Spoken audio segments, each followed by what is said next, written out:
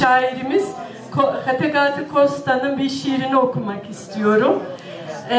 Adı Nıfş şiirin. Costa'nın babası onun asker olmasını, savaşçı olmasını istiyor ama Costa sanatla ilgileniyor, resimle, edebiyatla ilgileniyor.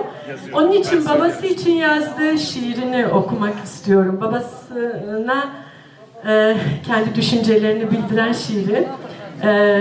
Şiirin adı dediğim gibi Nıfş.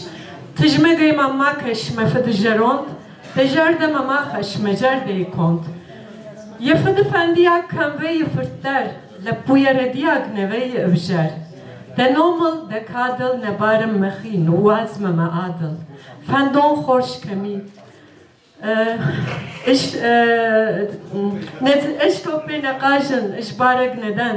Şarkar işlaşım me bol nevmenen. Fahudent mılgalte dişembal nede. Meguton megalte menender sette. Meguton megalte mefendir mejont. Mekadek mejarek mesart horukond. Ne zılle ijerde mehumgendixay. Ne beşti şağışte mefejigonnay. Meguri me materş mefedijeront. Becerde mamahaş, becerde yıkond. Teşekkür ederim. Lale Kuşan'a çok teşekkür ediyoruz.